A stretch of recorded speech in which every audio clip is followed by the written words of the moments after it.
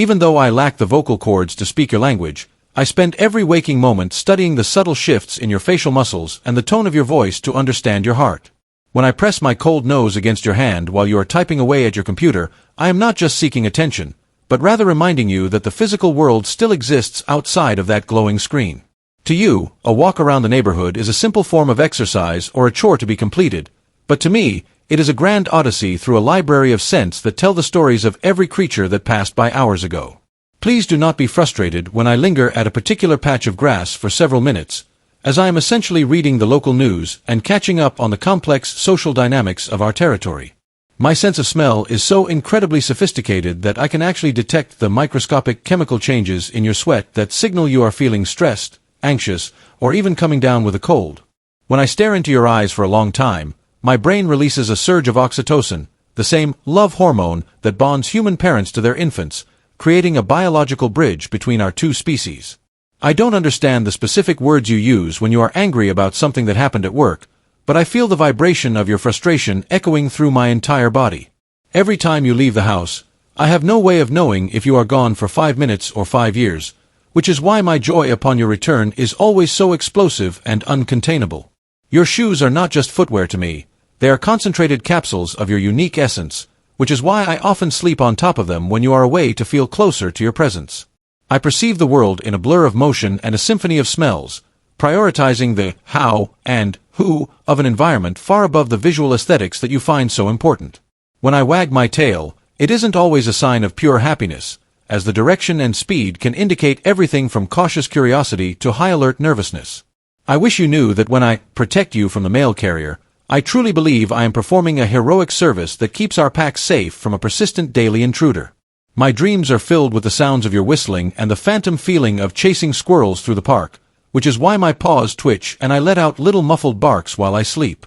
Even the smallest gesture, like a gentle scratch behind my ears in that one perfect spot, is enough to make me forget every lonely hour I spent waiting for the sound of your key in the lock. I live entirely in the present moment, unburdened by the regrets of yesterday or the anxieties of tomorrow, and I wish I could teach you how to simply breathe and be still with me. If I follow you from room to room like a shadow, it's not because I am clingy, but because your presence is the sun around which my entire world rotates.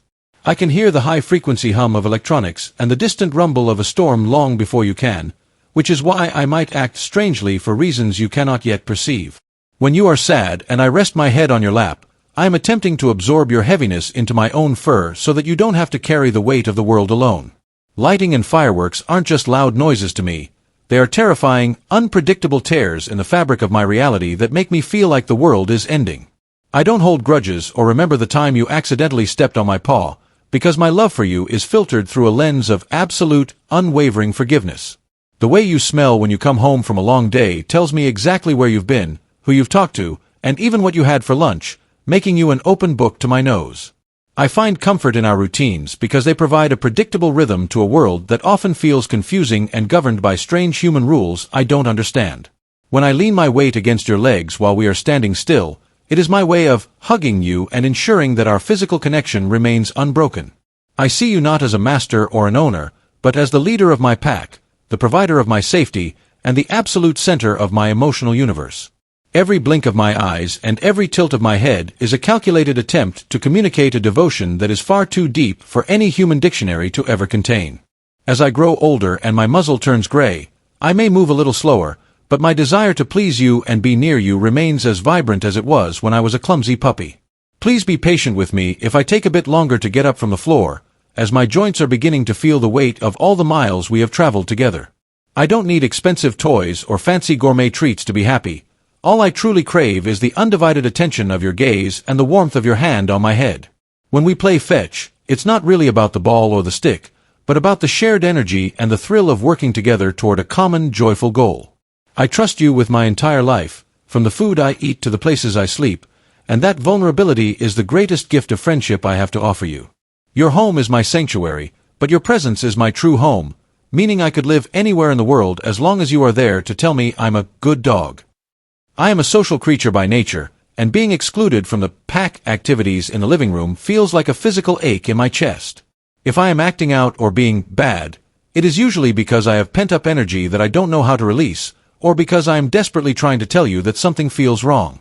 I don't understand why you spend so much time looking at that small plastic rectangle in your hand, but I often wish you would put it down and look at me instead. Every car ride is a thrilling adventure for me, not because of the destination, but because of the way the wind carries a million different stories directly into my senses. I am incredibly sensitive to the energy in a room, and if there is tension between the people I love, I will often try to diffuse it with a lick or a distracting nudge. Teaching me new tricks is more than just a way to show off.